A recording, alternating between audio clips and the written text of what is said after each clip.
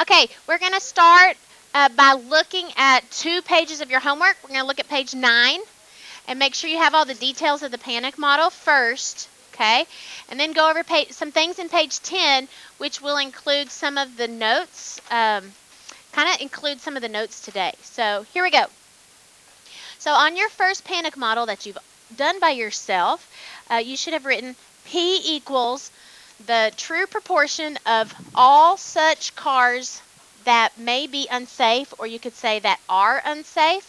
So the things I would be looking for are, number one, that this is, make sure it's about the population, and number two, that it's not in past tense. If you put that were unsafe, that would be wrong. Okay, so make sure that it is about those that are unsafe, or that have been no, not even have been. Okay, what could be? Yes, could be is good. All right, now your assumptions.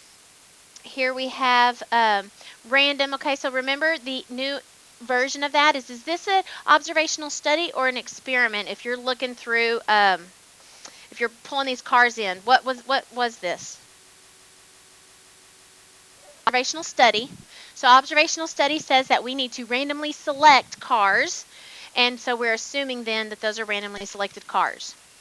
All right, in our independent, we're assuming that 134 is less than 10% of all cars that go through that checkpoint.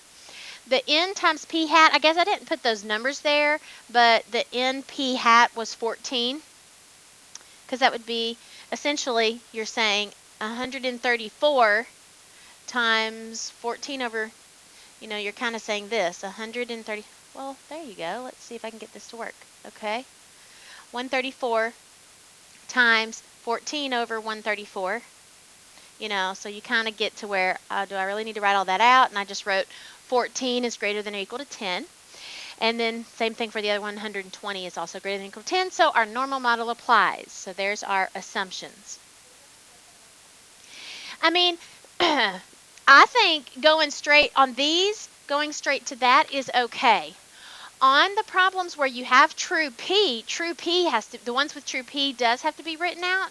But here with the P hats, it kind of gets a little redundant here. This gets a little redundant. So, okay, the name is 1 proportion Z interval. So make sure you have that. And then if you did the math correct, the P hat was your 14 out of 134, and I said that was 0.104. Depending on where you did your decimals, it should be somewhere around 6% to 15%. Somewhere in that vicinity is mathematically what you would have computed as your interval. Okay? So then we are going to say, I am 90% confident that the true proportion of unsafe cars that go through the auto checkpoint is about 6% to 15%. So we think that's, so we're missing 6% up to 15% cars, and they're going through unsafe. Okay? All right, question on all those details. All right, so now this next page has kind of a lot going on with it. And the first thing to do this next page is to understand the anatomy of an interval. And so that's where I'm going to start. So first, I want you to think about that this problem is saying the Japanese cars are going, the interval is from 0.32 up to 0.48. Okay? And then the first question, the part A, says, what is the P hat? Well, where do we know the P hat falls in our interval? Okay, smack dab in the middle. So I know that if this P hat is smack dab in the middle, I can calculate that. I can average it, or however you want to calculate it, and find that my P hat is 0.4. Okay, so there's your part A. Now, part B then asks for what is the margin of error. So I know that the margin of error is one of these little whiskers here. That is the positive margin of error, and over here is the negative margin of error. Okay, so there really are 2 margin of errors across that whole interval. So I can say, all right, well then my margin of error is going to be that 0.48 minus the p hat. So the distance from here to here is 0.08. Okay, so that's the size of one of my whiskers. All right, now part C is kind of like the in-depth, you had to really think about question. It also is what the notes are going to cover today. So I'm going to kind of teach part C to you, and then along those same lines, that's going to reinforce what you learn on the notes today. Okay, so here we go. So the part C asks for what is the sample size that was being used. So the way that you have to accomplish this is by using the formula. And so let me write that down. We know that our interval formula is this. Then we got our critical value. And then we got this going on here. Okay, over n. All right.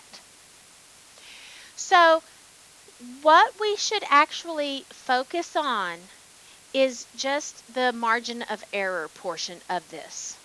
There is another way to do this, and and you might have done it this way, and it's okay. It's a little redundant, and it is not being able to use all the time, and we'll talk about that in a second. But truthfully, what you really need to focus on is the margin of error portion of the formula. What is the margin of error portion of the formula? Good, the part after the plus minus, because this is the part that gets added or subtracted. So this thing is this piece here. So this z star times that represents that portion of the interval. Okay? So that's how we set up an equation. We set that equal to the margin of error.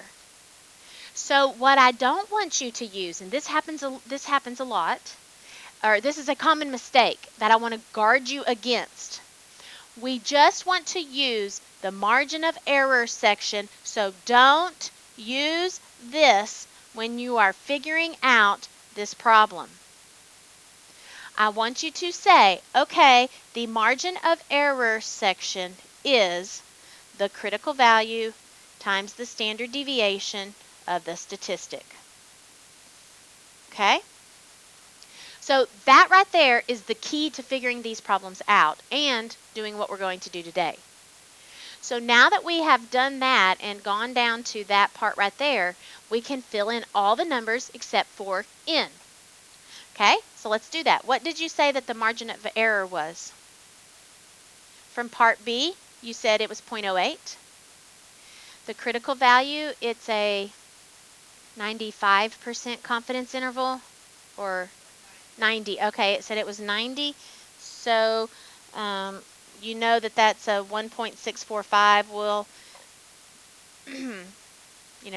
we kind of get to that point where we can do that because, and this is what you should be able to start doing in your head. You should be able to start visualizing that if you have 90% here, I got 5% here, and so I need to do inverse norm of 0.05. Okay, so that should start happening in your head. And now this, I have p hat, which you found from part A. P hat's value is 0.4. And then the 1 minus p hat is your 0.6, all divided by n. So look at this little formula I just set up. How many unknowns does it have? It only has one. Okay? So that is the work that you have to show. The rest is Algebra 1 that I will allow you to just do in your calculator, and then then you would plop out the answer. Okay? All right, but the work has to be putting the numbers in the formula, and then you can plop out the answer. Now, I'm going to work through this Algebra 1 with you because as much as I hate to say it, I get people kind of like having little brain bubbles and not being able to solve this correctly. But it is Algebra 1. And so I'm going to do this with you just once, very carefully, and if you don't get it then, then you can come to tutorials. But I'm going to do one refresher of how to solve this, and as we do that, I'll point out the two most common mistakes people make. So hopefully you don't do that. All right, mistake number one is actually occurs in the first step. What is the first thing you should do to start solving for n? Dividing by the 1.645 is what should happen first. People that do it wrong, they're so excited that they know they're supposed to square the square root, they start squaring. No, don't square first. Divide by the 1.645 first. Okay? All right. So then we get that is 0.0486. And so then I have left over here the 0.4.6 over n. Okay? Now, this generally is not a problem step. What do we do next? We're going to square both sides. And when we square both sides, this number over here on the left is 0.002385, I think. And so that is my 0.4.6 over n. I'm actually going to go ahead and fix this 0.4 over 0.6 to be the 0.24 that I know that it is. Okay. All right, now comes probably the most biggest mistake used whenever people are doing the algebra here. You do not get the value of n. You do not do 0.24 divided by this 0.002385. That's what people want to do. 0.24 divided by that point. No. How do we get rid of that n on the bottom? Okay, we're going to multiply it on both sides, which means I have 0.002385 n equaling the 0.24. So in essence, I should be getting n by dividing the 0.24 by that number that was over there on the left. And that value for this comes out to be like 101.48. And on these, because this is what is needed to meet a certain requirement, on this you will always round up because 101 is not enough cars to sample. You need to have 102 cars. 101 did not do the trick because you needed 0.48 more. So on these, to have enough to sample and meet the criteria, you needed 102. Okay, so now, ideally, you would not want to round anywhere along the way. Well, that's a pain in the patootie to have to write all of that down and such. So I'm going to show you the steps in your calculator so that we're going to kind of practice doing it in your calculator straight away so that you pretty much don't have to write any of it down. We're going to practice that. I know that is like anti-math teacher advice, but because oh, no problem, you don't have to show your work, just write the problem and put your answer, said no math teacher ever, okay? But today I am saying that because your calculator can keep all the decimal places and no rounding will make it more accurate. So let's start at the beginning and go through our calculator steps together. Here we go. All right, so the first thing we did was take our 0.08 and divided it by 1.645. Hit enter. Okay, so I have that whole thing in there.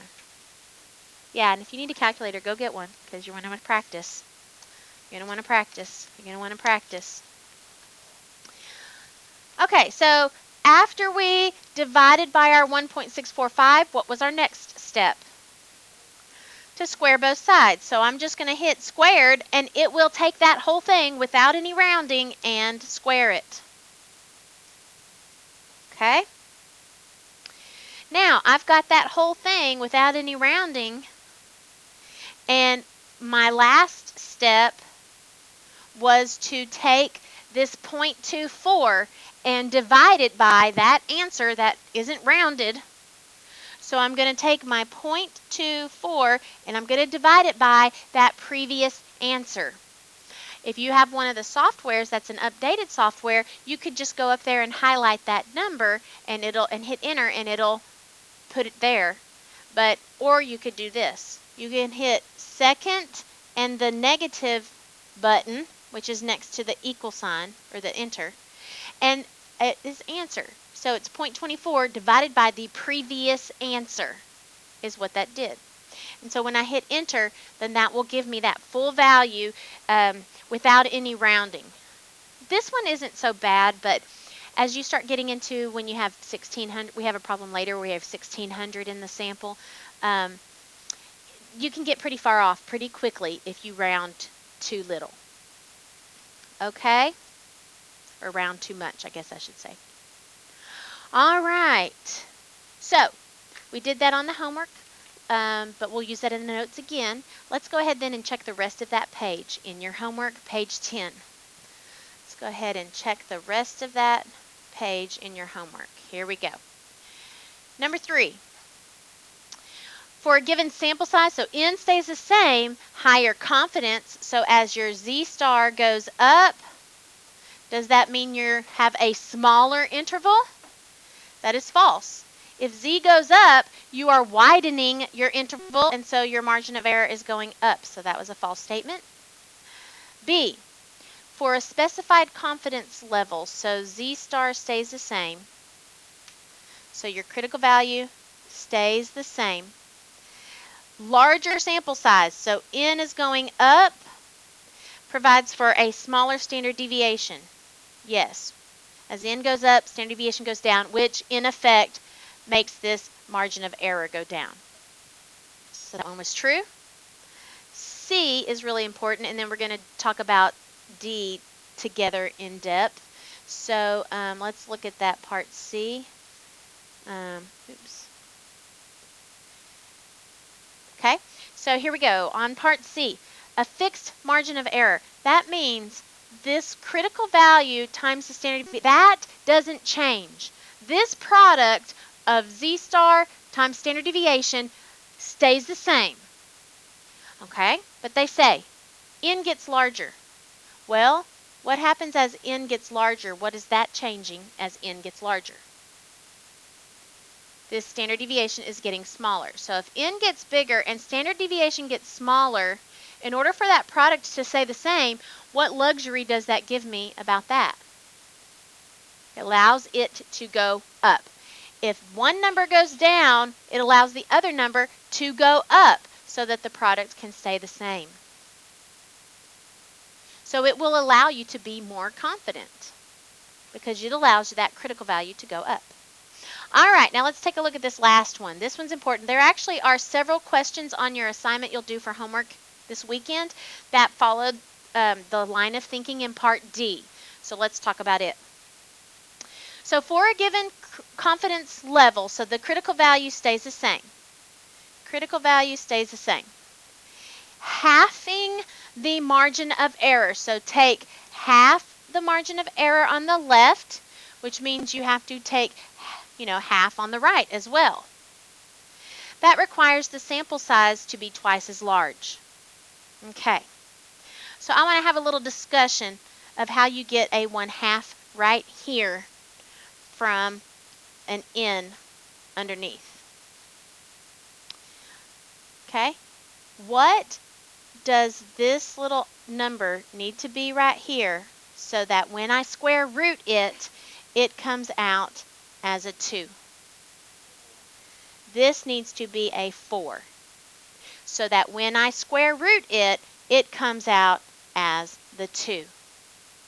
So that means to half the margin of error, I had to have a sample size 4 times as big so that when it came out, it was a half.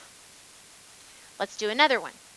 What happens if I want to 1/3 the margin of error? What is going to have to happen to our sample size so that it can come out as 1/3?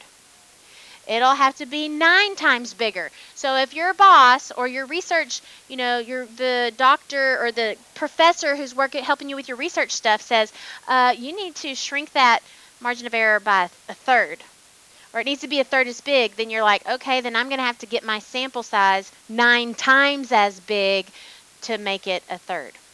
And so on. 1/4 of the margin of error, How much bigger are you going to have to make your n? 16 times. Okay, you get the idea.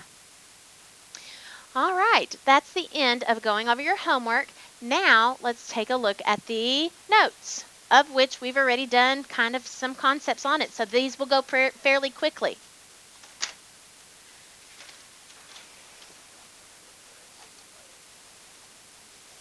All right, so this is page 13, I think. 13. By the way, that page 12 that you didn't do last night, you will be doing, you will now be taking back up and doing that one for assignment, FYI. Okay, and I'll tell you that here in a second. So here's what's going to happen.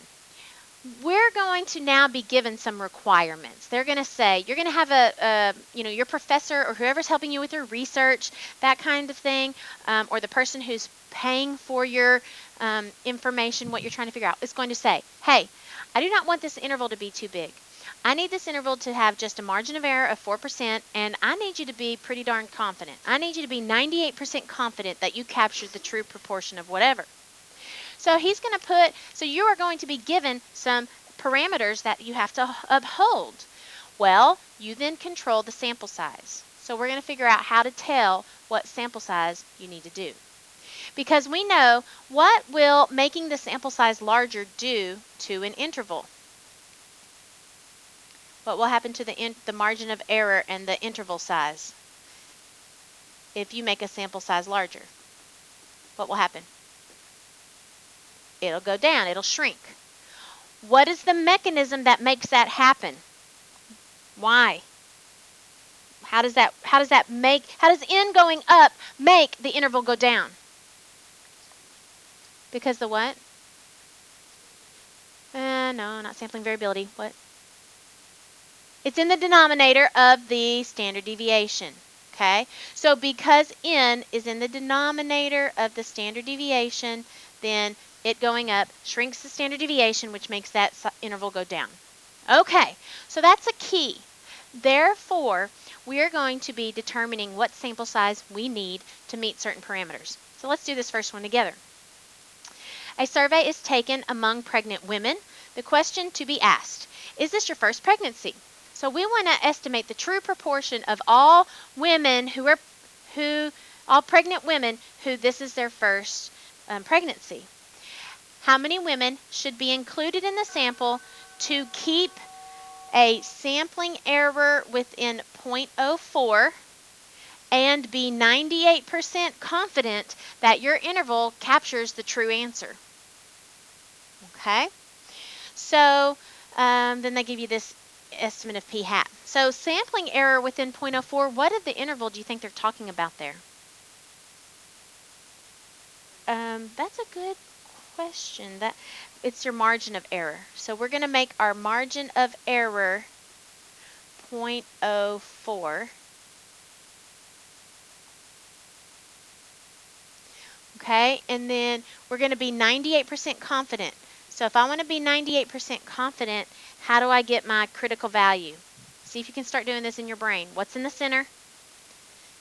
Yep, 98% is in the middle, so I'm going to inverse norm one tail, which is 0.01, and that number is 2.33. Studies indicate that p hat will be close to 0.6. Okay, so they give us a p hat to use. Okay, so how are we going to do this? Okay, good. Let's set up the little equation.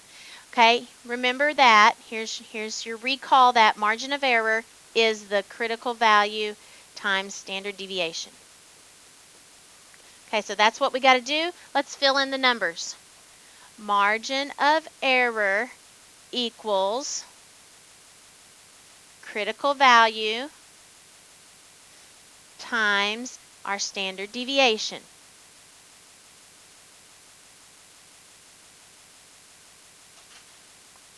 And do you see how we have one unknown?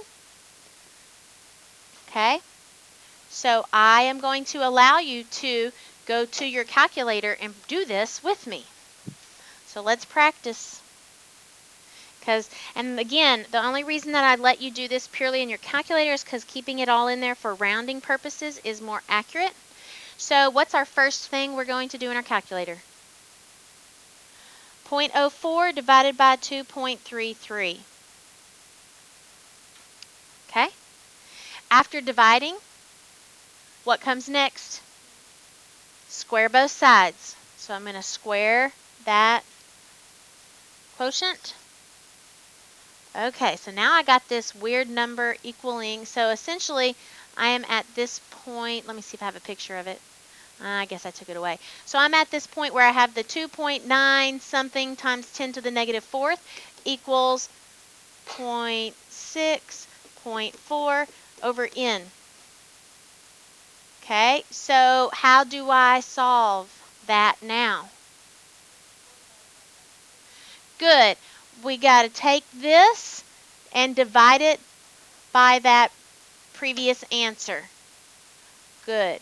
So we're going to take our, and say you didn't know what it was, you could. I'm going to put in parentheses just because I think that emphasizes those two things go together.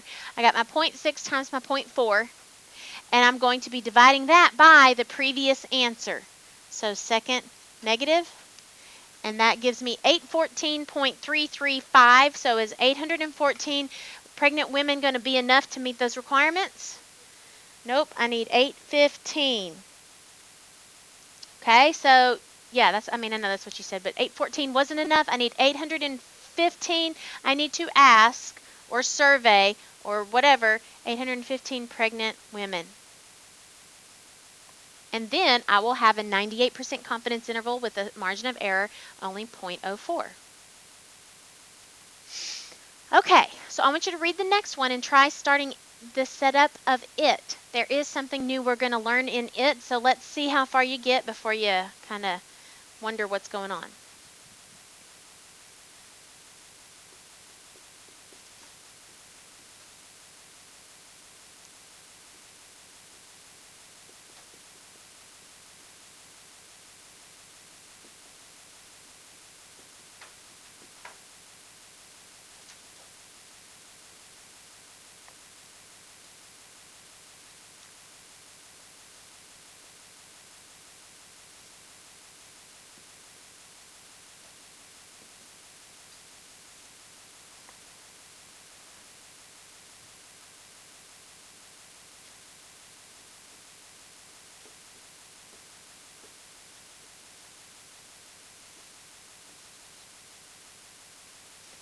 Okay, so what did you come across that wasn't given to you? Yeah. So, oh my gosh. Okay, so here's our little scream face where oh my gosh. Okay, we're so amazed and frustrated too. So not only do we not have the true P, we don't even have a P hat. I mean, come on. Help me, please. All right. So in statistics, we want to make an estimate that keeps us on the safe side. So we want an estimate that's going to give us the biggest possible P hat times 1 minus P hat. I want this to be as the biggest possible product there is so that I'm not making any errors. Okay, so I'm like giving myself the biggest interval possible so I make sure that I can take care of business. So I have a picture over here of what's going on. And let me explain it to you. So this is something I had done in my calculator. These numbers are what it would be if this was a P hat. And these numbers are the product of P hat times 1 minus P hat. Okay? So what I want you to do, I want you to look at these numbers over here. They're getting bigger. And then once you get past 0.25, what starts happening? They're going back down. So of these, what ends up being the biggest product that we need to be safe with? Okay, so having a product of 0.25 is our worst case scenario. All other times it'll be smaller and then we'll, be okay, but we want to have that worst case scenario. So therefore, what P hat should I use? 50%. A p hat of 0.5 is going to get us the biggest, like safety net possible. So if you don't have true p, you're going to use p hat, and if you don't have p hat, you resort to 0.5. And that's when this morning I came up with a new song. And here it is. Okay, so I'll read you here thank you, I'll read you our words. So the best it can be is if you use true P, right? But if you don't have that, you can just use P hat, okay? But worst case scenario is that those don't jive. We don't even have P or P hat. Please don't cry. Just use 0.5. Okay, so this goes to the tune I Can See Clearly, which I was playing for you guys earlier. Let's see if, and I'm really not actually very good at getting the words with the music, but I'll try for you. So, like I said, this new, made it up second period. Okay, so let's see how it goes. Oh, I think I wasn't rewound. Oh, I'm not. Okay, sorry. That was in the middle. Go back. Okay, sorry. That was in the middle of a song. Try that one more time. Here we go. Let's try that one more time. I know, I like that song. Okay, let's see if this works. Okay. We've got to have that beat. Oh, you're going to hear this? This is the first time. Okay, here we go. The best it can be is if you use true P.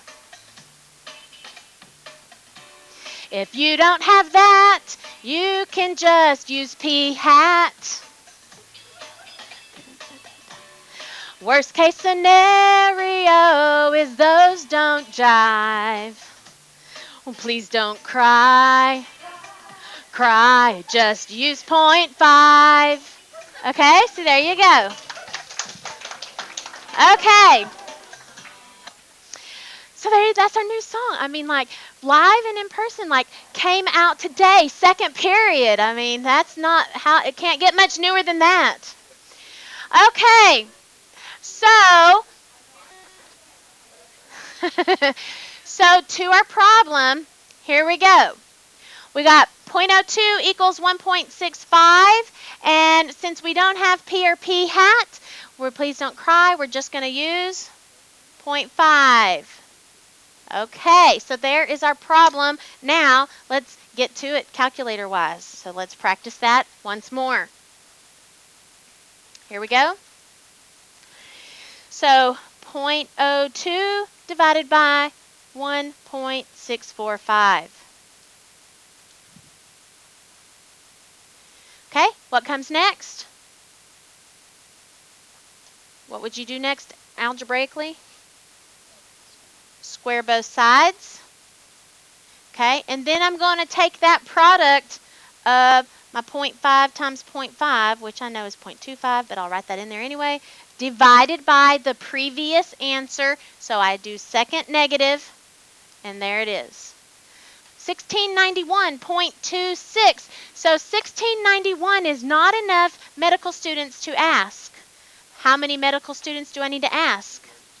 I need to ask 1692 medical students in order to get a interval that meets only a 2% margin of error, or 0.02 margin of error with 90% confidence. Okay?